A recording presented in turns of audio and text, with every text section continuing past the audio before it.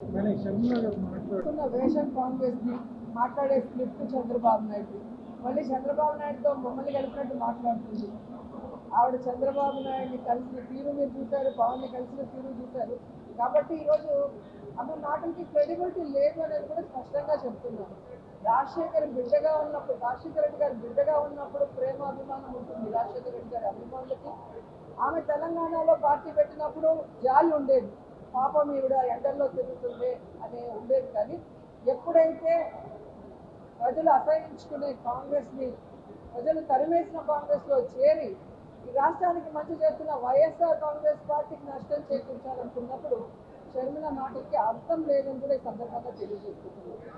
ఎందుకంటే షర్మిల గారు తెలంగాణలో పార్టీ పెట్టినప్పుడు స్పష్టంగా చెప్పింది, నేను ఇక్కడే పుట్టాను, ఇక్కడే చదువుకున్నాను, ఇక్కడే పెళ్లి చేసుకున్నాను, నా ప్రాణం ఉన్నంత వరకు ఈ తెలంగాణ ప్రజలకి కష్టం వచ్చినా నష్టం వచ్చినా అండగా ఉంటానని చెప్పింది. మరి అలాంటి బిడ్డ ఈరోజు ఆ పార్టీని కాంగ్రెస్లో విలీనం చేసి తెలంగాణని గాలి వదిలేసి ఆంధ్రప్రదేశ్లో వచ్చి మళ్ళీ కొత్త అవతారం ఎత్తితే ఏ విధంగా గౌరవం ఉంటుంది, మాటకి క్రెడిబిలిటీ ఉంటుంది. ఈరోజు జగన్మోహన్ రెడ్డి గారు చూడండి, పావురాల గుట్టలో ఇచ్చిన ప్రామిస్ని ఫుల్ఫిల్ చేయడానికి ఎన్ని అవమానాలు, ఎన్ని కష్టాలు, ఎన్ని తప్పుడు కేసులు పెట్టి జైల్లో పెట్టినా ఏ రోజు కూడా ఎవరికి కమిట్ అవ్వలేదు, ఎవరికి తల ఉంచలేదు. ఈ రోజు వరకు ఎవరితో కలిసి పొత్తు పెట్టుకొని ఎన్నికలకు వెళ్ళలేదు. కాబట్టి ఎవరో ఏదో చెప్తే ప్రజలు నమ్మేస్తారనుకుంటే అది పిచ్చి, వాళ్ళ పిచ్చి. జగనన్న ఎవరితో పొత్తు పెట్టుకోవాల్సిన అవసరం లేదు, అది స్పష్టంగా ఆయన అనేక సార్లు చెప్పారు. భవిష్యత్తులో కూడా కేంద్రంలో ఎవరు అధికారంలోకి వస్తారో వాళ్ళు రాష్ట్ర ప్రయోజనాలకి సపోర్ట్ చేస్తే వాళ్ళకి బయట నుంచి సపోర్ట్ చేస్తారని చెప్పడం అనేది కూడా మీరు గమనించారు. చంద్రబాబు నాయుడు ఓటు నోటు కేసులో దొంగలా దొరికిపోయిన చంద్రబాబు నాయుడు పిల్లనిచ్చిన మామకు వెన్నుపోటు పొడిచి ఎమ్మెల్యేలని ఎంపీలని ఎత్తుకుపోయి వైస్రాయిలో పెట్టి చెప్పులేయించినోడు. అసలు రాజకీయాల్ని డబ్బుతో భ్రష్టు పట్టించి పక్క పార్టీలో గెలిచిన వాళ్ళని డబ్బులు పెట్టుకునే ఈ పెద్ద మనిషి మా గురించి మాట్లాడడం సిగ్గుచేటు. నేను ఆ పార్టీలో 10 సంవత్సరాలు పనిచేశాను. ఈ 10 సంవత్సరాల్లో నేను ఏ రోజైనా ఒక తప్పు చేశానో, ఒకరి దగ్గర ₹1 తీసుకున్నానో ప్రూవ్ చేయమనండి. మీ పార్టీలో పనిచేసిన వ్యక్తినే కదా. ఈరోజు 24 సంవత్సరాల తర్వాత ఈరోజు ఆయన కనిపిస్తుంది పదవులు అమ్ముకుంటున్నాను. దీన్ని బట్టి ఆయన స్థాయి ముఖ్యమంత్రి స్థాయి నుంచి మా స్థాయికి వచ్చేసింది అనేది గమనించాలి. జగన్ గారి మీద వాళ్ళ చెల్లెలే చేసినప్పుడు ఎవరో తెలియని వాళ్ళు మనం సామాన్యుల్ని కౌన్సిలర్ చేసినప్పుడు వాళ్ళు అమ్ముడుపోయి మాట్లాడాలని ఎలా అనుకుంటారు మీరు? వాళ్ళ వ్యాపారం ఏంటో ఒకసారి కనుక్కోండి. వాళ్ళు ఈరోజు కౌన్సిలర్ అయ్యారు అంటే వైఎస్ఆర్సీపీ పుణ్యం. సామాన్యుల్ని కూడా ఈరోజు ఎంపీల్ని, ఎమ్మెల్యేలని, ఎమ్మెల్సీలు చేసి అన్ని సామాజిక వర్గాలకి న్యాయం చేసిన వ్యక్తి జగన్మోహన్ రెడ్డి గారు. ఆయన బాటలోనే మేము కూడా రాజకీయ వాళ్ళు లేకపోయినా, రాజకీయ అర్హత లేకపోయినా మంచి వాళ్ళుగా, పేదవాళ్ళుగా ఉన్న వాళ్ళని తీసుకురావాలనుకున్న క్రమంలో వీళ్ళు వచ్చారే తప్ప వీళ్ళు పార్టీ జెండా మోసింది లేదు, పార్టీకి పనిచేసిన వాళ్ళు కాదు. కానీ ఆ కృతజ్ఞత లేకుండా ఈరోజు ఎవరో చెప్పిన మాటలకో దేనికో లొంగి నా మీద నిందేస్తే ఖచ్చితంగా భగవంతుడు సమాధానం చెప్తాడు. నేను ఎప్పుడూ చెప్తాను, జగన్ అన్నలాగే నేను కూడా భగవంతుడిని నమ్ముతాను. ప్రజలకి సర్వీస్ చేయాలని పాలిటిక్స్లో వచ్చాను.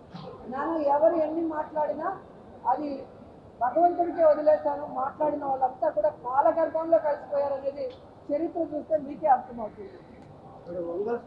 ఒకసారి సీట్ లేదంటారు, ఒకసారి సీటు ఎంపీగా ఒంగోలు ఇస్తానంటారు. పక్క రాష్ట్రాలకి ముఖ్యమంత్రిని కూడా చేసేసేలాగా ఉండండి మా అందరినీ చూస్తూ ఉంటారు. అంటే వీళ్ళ ఫ్రస్ట్రేషన్ ఎలా ఉంది అంటే తెలుగుదేశానికి, జనసేనకి, ఈరోజు కాంగ్రెస్కి అభ్యర్థులు లేరు అనౌన్స్ చేద్దామంటే. సో అది లేక ఏం చేస్తున్నారు, వైఎస్ఆర్ కాంగ్రెస్ మీద పడి ఆడవటం. వీళ్ళు 175 మంది క్యాండిడేట్లు పెడతారు, లేదా కావాలంటే మార్పులు చేర్పులు కూడా చేసుకోవడానికి వీళ్ళకి క్యాండిడేట్లు దొరుకుతున్నారు.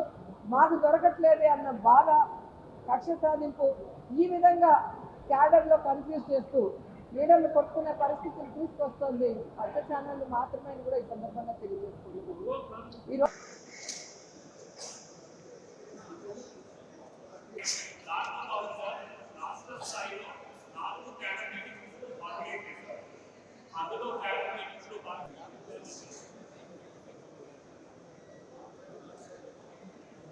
ఇప్పుడు ఎన్నికలు వచ్చాయి.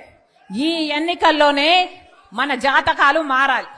ఈ ఎన్నికల్లోనే మన భవిష్యత్తు గురించి ఒక నిర్ణయం తీసుకోవాలి. ఎన్ని ప్రజలకు మీరు వివరించి చెప్పాల్సిన అవసరం ఉంది. ఈ ఎన్నికలు దాటాయంటే మళ్ళొక 5 సంవత్సరాలు అరిచి గీ పెట్టినా మన జాతకాలు మారవు. ఇప్పుడున్న ప్రభుత్వాలు పోవాలి. బీజేపీకి బానిసత్వంగా ఉన్న ఈ వైసీపీ అయినా తెలుగుదేశం పార్టీ అయినా వీళ్లకు ఓట్లేస్తే మళ్ళీ మన భవిష్యత్తు శూన్యమైపోతుంది. ఒక కాంగ్రెస్ పార్టీ మాత్రమే మళ్ళీ మన రాష్ట్రానికి స్పెషల్ స్టేటస్ తేగలదు, పోలవరం తేగలదు, రాజధాని తేగలదు. కడపలో స్టీల్ ఫ్యాక్టరీ అయినా, రైల్వే లైన్ అయినా ఇవన్నీ సాధ్యం కావాలన్నా, మన బిడ్డలకు ఉద్యోగాలు రావాలన్నా, వ్యవసాయం మళ్ళీ పండుగ కావాలన్నా, రుణమాఫీ జరగాలన్నా, ఇవన్నీ కావాలి అంటే కాంగ్రెస్ పార్టీ అధికారంలోకి రావాలి అని మీరు ప్రజల మధ్యకు తీసుకువెళ్ళాలి. ప్రతి ఒక్కరు కాంగ్రెస్ పార్టీలోని ప్రతి ఒక్కరు ఒక్కొక్క సైనికుడిగా కాదు, ఒక్కొక్క సైన్యంలా మారాలి. సరేనా? ఒక్కొక్క సైన్యంలా మారాలి. ఇది కడప జిల్లా.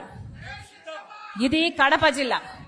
మిగతా అన్ని జిల్లాల కంటే కాంగ్రెస్ పార్టీ నాయకులకి, కార్యకర్తలకి ఇక్కడ ఎక్కువ వ్యతిరేకత ఉంటుంది. ఎందుకంటే ఇది జగన్మోహన్ రెడ్డి జిల్లా కాబట్టి. కానీ మనం గట్టిగా నిలబడి కాంగ్రెస్ పార్టీ కోసం పని చేయాలి. మనకేమి జగనన్నతో ద్వేషం లేదు. చెప్తున్నా, ఇక్కడ కడప జిల్లాలో నిలబడి చెప్తున్నా, ఇది నా పుట్టినిల్లు. పక్కన జమ్మలమడుగులో ఏ హాస్పిటల్లో అయితే రాజశేఖర రెడ్డి గారు పుట్టారో, ఏ హాస్పిటల్లో అయితే జగనన్న పుట్టాడో అదే హాస్పిటల్లో నేను కూడా పుట్టా.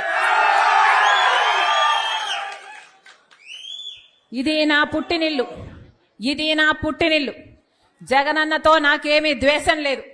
ఆయనది కూడా నా రక్తమే. కానీ జగనన్న ముఖ్యమంత్రి అయిన తర్వాత మనిషి మారిపోయాడు. జగనన్న ముఖ్యమంత్రి అయినాక పాత జగనన్న కాదు. ఈ జగనన్న నాకు తెలియదు.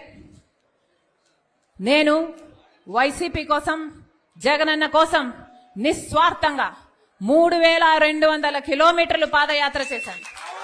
నా ఇంటిని పక్కన పెట్టి, నా బిడ్డలను పక్కన పెట్టి, నా సర్వస్వాన్ని వదులుకొని ఎండనక వాననక రోడ్ల మీదనే బతుకుతూ నెలల తరబడి 3200 కిలోమీటర్లు నిస్వార్థంగా, ఏ పదవి కాంక్ష లేకుండా నిస్వార్థంగా వైసీపీ నిలబడాలి అని, ఆ రోజు ఆ పార్టీకి ఇంకా ఉనికే లేకుండా పోతుందేమో అని భయపడుతుంటే ఆ పార్టీ ఆ భారాన్నంతా నా భుజాన వేసుకొని ఒక్క మహిళ 3200 కిలోమీటర్లు పాదయాత్ర చేశారు.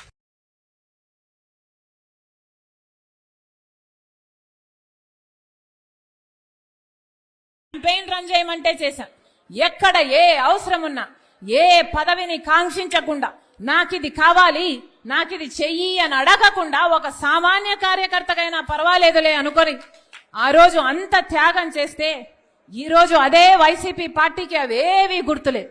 ఈ రోజు వైసీపీ పార్టీకి, వాళ్ళ క్యాడర్కు, వాళ్ళ సోషల్ మీడియాకి అసలు నేను ఒక మహిళనని, వైసీపీ పార్టీ కోసం ఎన్ని త్యాగాలు చేశానని, రాజశేఖర రెడ్డి బిడ్డనని గాని, వాళ్ళకింత మేలు చేసిందానని గాని ఈరోజు ఒక్కటి కూడా గుర్తు పెట్టుకోలే. ఈరోజు మూకుమ్మడిగా నా మీద దాడులు చేస్తున్నారు.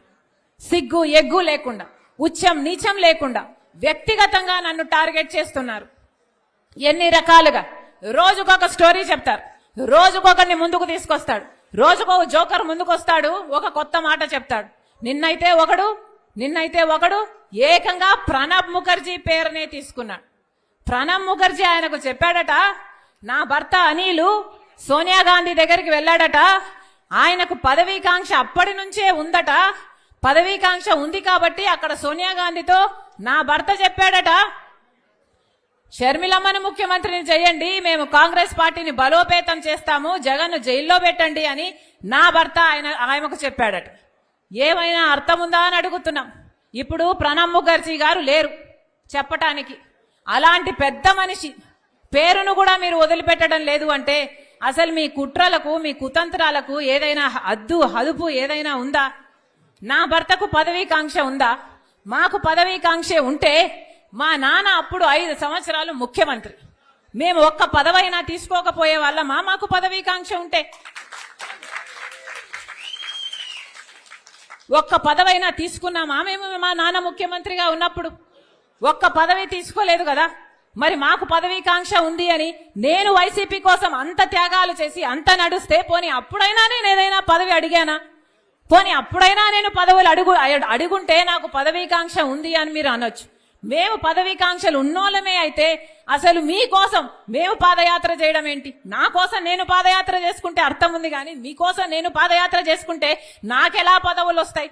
అసలు ఇంగితం ఉండే మాట్లాడుతున్నారా? నా భర్త అంట సోనియా గాంధీ దగ్గరికి వెళ్ళాడట. నా భర్త వెళ్ళింది సోనియా గాంధీ గారి దగ్గరికి భారతిరెడ్డి గారితో పాటి మా వదినమ్మతో కలిసిపోయాడు. పోని నా భర్త షర్మిలమ్మను ముఖ్యమంత్రి చేయండి అని అడిగాడు అని అంటున్నారే, అది భారతిరెడ్డి గారి ముందు అడిగాడా వెనకాల అడిగాడా? పోనీ దీనికి భారతిరెడ్డి గారు ఏమైనా సాక్ష్యం చెప్తారా? ఏమైనా అర్థం ఉండి మాట్లాడుతున్నారా? పోనీ ప్రణబ్ ముఖర్జీ గారు చెప్పారంటున్నారే, ఆయన ఆన్ రికార్డ్ గా ఎక్కడైనా ఈ మాట మాట్లాడా? ఎక్కడా మాట్లాడలేదు. ఆయన ఇప్పుడు చనిపోయాడు, బదులు చెప్పడానికి లేడు కనుక ఆయన పేరు తీసుకుంటున్నారు. పోనీ ఆయన కొడుకు బతికే ఉన్నాడు, ఆయన కొడుకు ఉన్నాడు. పోనీ ఆయన కొడుకు చేత అయినా చెప్పించండి మీరు, మీకు దమ్ముంటే, మీది నిజమైతే. చెప్తున్న ఒక్క మాట మీరు రుజువు చేసుకోలేరు. ఇష్టం వచ్చినట్లు జోకర్ల చేత, ఎవడి చేత వీలైతే వాడి చేత ఏది కావాలంటే అది మాట్లాడిస్తున్నారే. ఉచ్చం నీచం అవసరం లేదా? ఆడపిల్ల అన్న ఇంగితం కూడా లేదా? వ్యక్తిగతంగా టార్గెట్ చేస్తారా? ఇంకా సాక్షి అట ఇప్పుడు తెలంగాణలో నాతో కలిసి పనిచేసిన వాళ్లకు ఫోన్లు చేసి షర్మిలమ్మకు వ్యతిరేకంగా మీరు మాట్లాడితే మేము మీకు కవరేజ్ ఇస్తామని ఫోన్లు చేస్తున్నారు, వాళ్ళకు కవరేజ్ ఇస్తున్నారు. అక్కడ తెలంగాణ పార్టీలో నాతో కలిసి